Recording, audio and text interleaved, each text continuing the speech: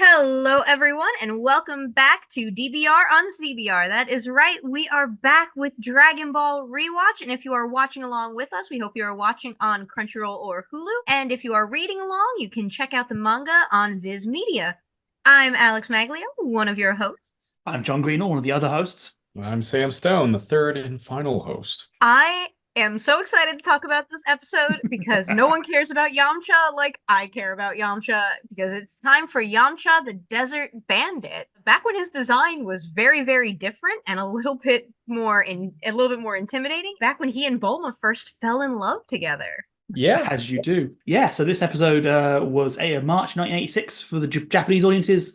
US would first get it in 1995, and adapting three chapters of the manga: So Long Oolong, Yamcha and Bois, and 1-2 Yamcha Cha, which should have been the episode title. It's much better. I just should love. Have been the episode title. Yeah. But, we don't start with Yamcha. We start with some more fun with Oolong and Goku and Bulma. Yes, they're heading to Fire Mountain to get their next Dragon Ball, and we learn a bit about the Ox King here, who is sort of being set up as our next big heel for Goku to take down. And we end up with a lovely comedy segment where Oolong tries to flee, and they don't like that. So, yeah, this sequence has questions. Is it time for the sign again? It's time for the sign and time for the moment of pure confusion, I think. Sure. The sign that we're referring to is this did not age well, because there are elements of it that, spoiler alert, didn't age well. But, as fillery as it feels like in watching it, him trying to escape as a fish does happen in the manga. Like, that is something that it is a straight up adaptation. It does. The change they make, however, is that in the manga, if I'm correct, Goku doesn't follow him in. Yeah. Bulma stops him. But in the anime, Goku follows him in, meaning we then get, for the rest of the scene, naked Goku that is just treated as a normal thing. There is Goku, as God made him, in the middle of shot for a good 5 minutes. The question is, in the Dragon Ball universe, which God? A God that does not want me to watch this when people are around, I believe. So the older Kai, okay. The yeah, and apparently that water was cold too, but golly. I'm glad. It's very Grecian, the Greek elements of it all, if we're talking about proportions. It's artistic. And I'm going to keep saying that to make myself feel better. It's of a different era. It's of a different era. But this is probably if you were listening last week, we were talking about how Oolong was the main antagonist of the fourth episode. Here in the fifth episode, he's still a slippery little bugger, isn't he? He's still, a very underhanded character, and we don't really start to see him kind of reform until the first martial arts tournament in the series, which is still like 20 episodes away. He's our chaotic neutral party member for right now. I would even go as far to say, in some cases, like chaotic evil. But we'll get there. Get there. How do you feel about the dynamic now? Because we've obviously had a big shake-up with now a third member of our trio has joined. How do you feel about that? At this stage, it's still kind of weird, because at a certain point, it's like the justification for Oolong tagging along never quite made sense. They're like, oh, we could use a shapeshifter. And it's like, could you? Like, why? What do you do with him? That choice only makes sense in retrospect if Bulma knew she was going to lose all of her capsules. Yes. Yeah. Which is also never really explained. How she loses all the capsules, yeah. No. Like, this whole segment of the episode, which is the first part of the episode before the commercial break, but it is very much its own little side story about how they keep Oolong and Bulma's continued use of witchcraft. Bulma's carrying a chemical weapon of war on her person and used it on a civilian. So yeah, Bulma gives him a vitamin that apparently has some weird magic effect that when she makes the piggy sound, it makes him poop himself. Defecate. Yeah. Finding good words for this. There's some questions here that, why does she have this? Why does she only have the one of them? And why does it already attune to pig sounds? She's a genius. She does call it a little bit of science. What I quite like is I then went, I do not remember this being a thing at all. And I've looked it up, and it only appears outside of this episode in the games, where they are dubbed PP candy. PP candy, not as in the other thing. Oh, yeah. Right. It appears in Dragon Ball Advanced Adventure, Dragon Ball Battle of Z, Dragon Ball Kakarot, and in Dragon Ball Xenoverse 2, it is mentioned that they don't work on Boo's race. Because they just have such good digestion, it doesn't affect them. That is so oddly specific. Yes. It's amazing this is dropped. You'd think this would be something that going forward would be a big thing. But no, it just never comes up again. You think they could have used that on Vegeta, back during all of Dragon Ball Z, where he creates the entire plot for 3 sagas. Well, now it makes me wonder, Joe, that in Super we have the bit where Bulma has the birthday party and Beerus crashes it for food. Why didn't she just lace all of Beerus's food with this? It'd kill her, but it would have been funny. Yeah, I guess as long as he just does the destruction. But the top 10 Dragon Ball plot holes. I do love that every time Oolong has to go boom boom, it cuts away to something like birds flying or something, or like fireworks going off. Yeah, it's a classic gag, but it's quite funny. The more you think about it, the weirder it gets. And I think we also get more of that comedy duo with Goku and Oolong throughout this, where Goku's just like, well, maybe if you were nicer, this wouldn't have happened. Goku as a trickster god of some kind. Again, Stephanie's delivery of some of these lines elevates these gags way higher than they are just written. That bit where, Oolong is complaining and goes like, oh, if you'd been nicer. She just has this innocence in her voice that makes it work so well. And I think that's half the fun of the fight with Yamcha, which I just want to talk about Yamcha. Like that's really where I'm at. I just want to talk about Yamcha. We're going to Yamcha. So they go into the desert. They have Bulma realizes she's lost all of her capsules. They pay off the joke from last episode in that Oolong reveals that shapeshifting doesn't make you stronger. It just makes you change form, which explains the dumpling robot and the bricks. Why was he sort of playing for time? Because he's not that strong. He's just big. And Bulma has a massive tantrum, passes out, and then our boy arrives. I do love Bulma's tantrum. I'm not going to take away from that. I think it's such a good bit of voice acting where she really gets to be very bratty and very very Bulma, like strong Bulma. But then we get Yamcha, who the biggest L's in the entire series go to this character, and it all starts here. We're all like, by the way, can we just talk about Poir's voice saying the word Dims? Like, Poir just like shouting about new victims is like, in retrospect, that voice is so weird for that. So this is one of the other things I've had with my memory thing, is that I distinctly remember Poir didn't speak actual words until much later. So now I'm realizing, I think just the TV I had in the 90s had such bad speakers that I could never make out anything he was saying and presumed it was just gibberish. I love Poir, one of my favorite characters. I love this idea of a floating blue shape-shifting cat with a high-pitched voice. It's just perfect. I love him now. I'm realizing he's saying words and not just going nah, nah, nah, nah.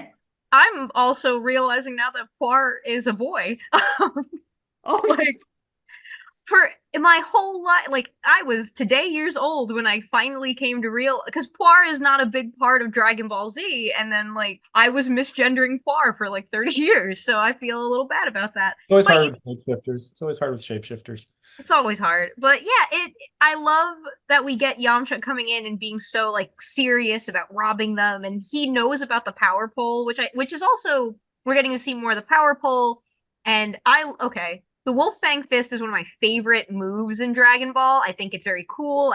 There's something very interesting about that. He also gets to beat up Goku for the only time that's ever going to happen.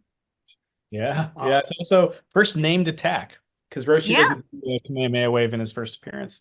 So I found the Wolf Fang Fist so funny now, going as a modern viewer, because like, I have special powers too, and you think, it's gonna be like Boo's absorption or like one of the androids or Jiren's heat attack, and no, your special move is just running at someone and punching them in the face. That's not a special move. That's just punching someone in the face, Yamcha.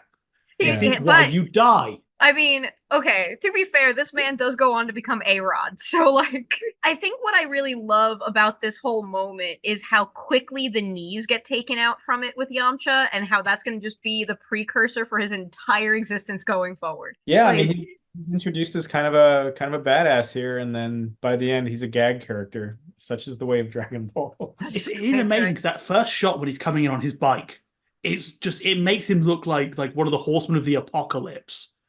And within about 5 minutes, he's now the biggest simp in the world. I remember the first time I saw Yamcha was also Tree of Might, where it was with the Blue Ocean group or the Ocean group that was doing the dub.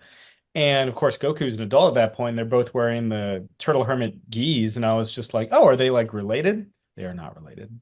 They are not. I can see why you'd think that though, going in. They do look similar.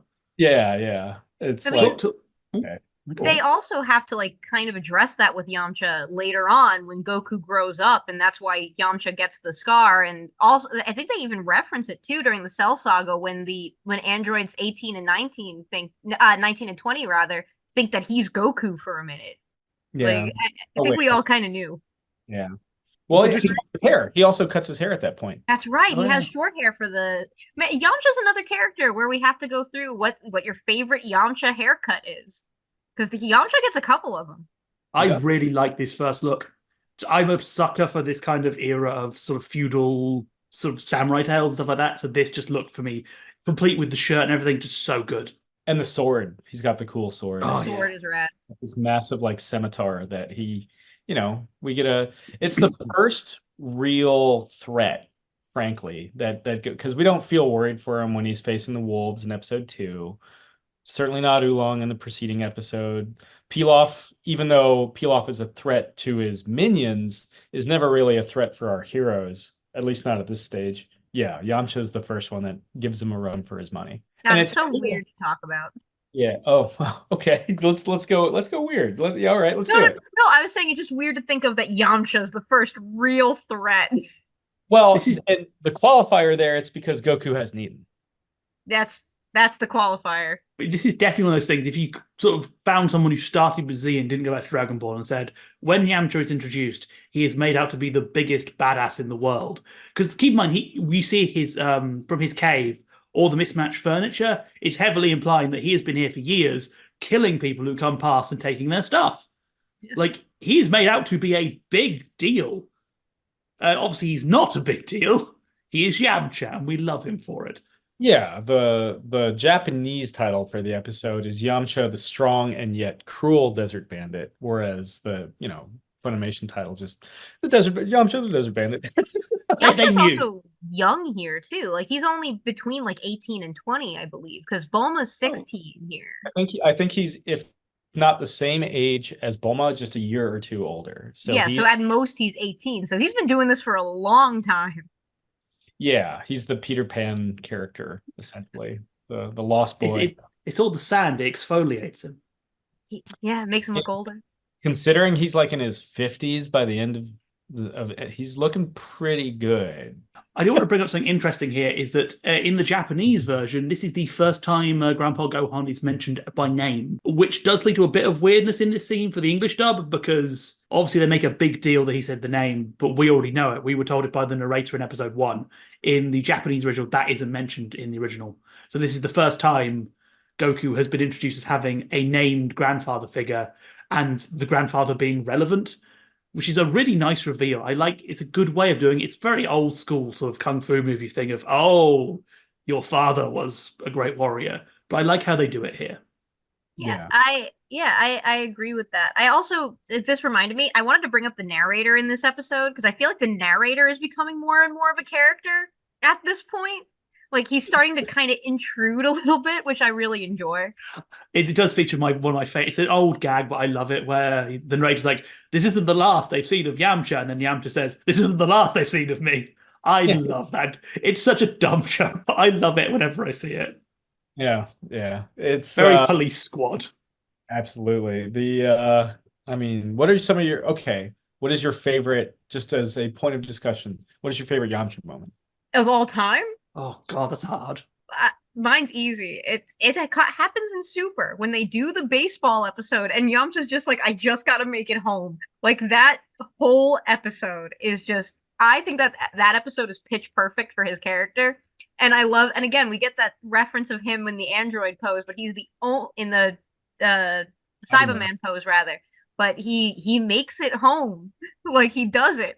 So yeah, it's probably the baseball episode as well. If I'm not allowed the Ice Kai manga they did, because that wasn't Toriyama, but the Yamcha Ice Kai manga is great just for how it just continually has everyone going, why is he here? Just how they turn his character into even more of a joke, but do it so well, I'll never understand.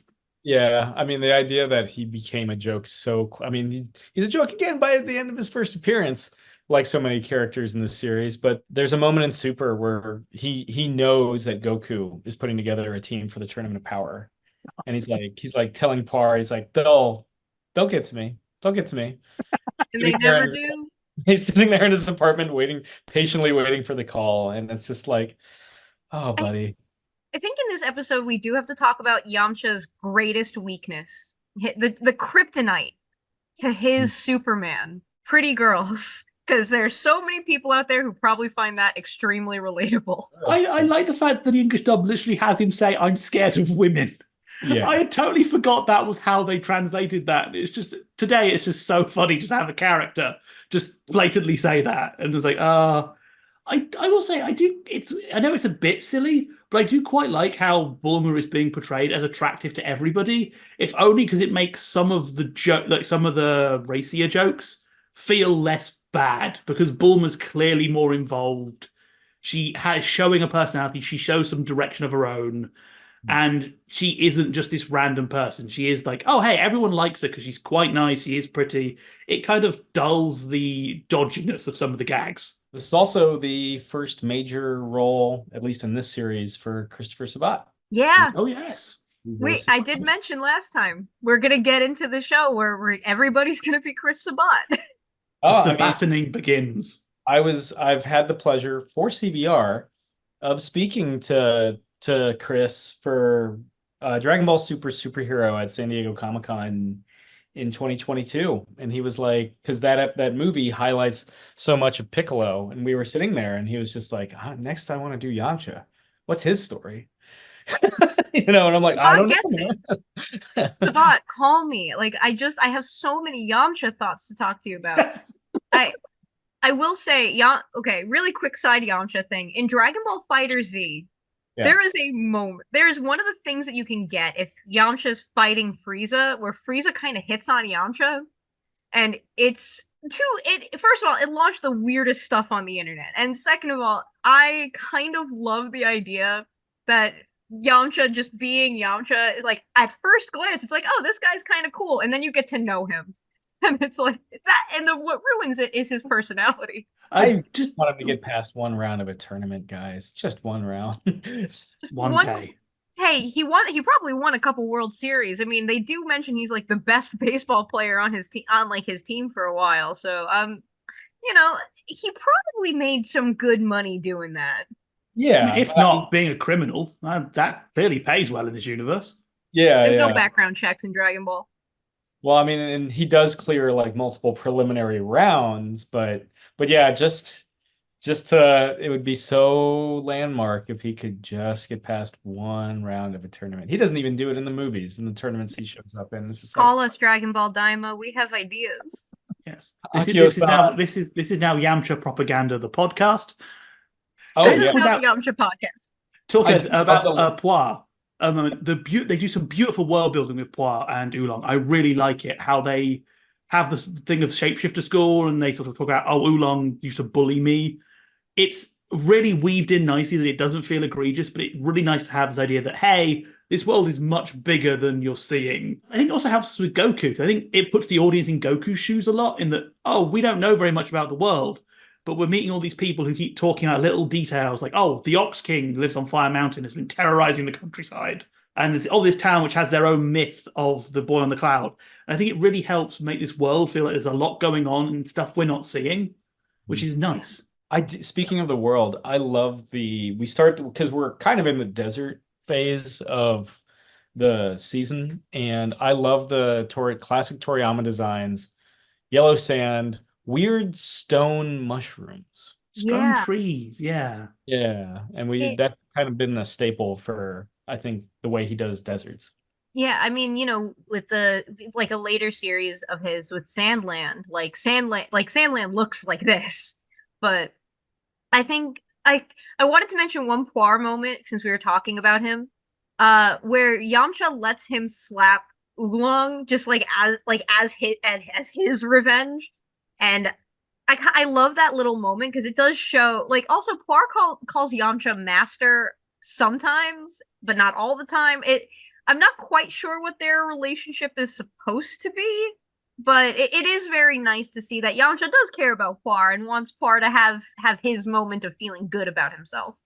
And I like the fact we're setting up these power dynamics as well, because you can contrast that with Pilaf's his underlings, how Bulma is treating Oolong. We definitely have these kind of team dynamics being set up, which is, again, it's a lovely little touch. It's just weaved in here to pay off later down the line. I just wanna bring it back to, like, we're setting up, you know, Bulma's pre-Vegeta relationship. We're setting up her romance, the thing that she wants to wish for, which I think is actually kind of interesting because she wants a boyfriend and there he is. Whether it's a good boyfriend is a question, but Whether you could take him anywhere.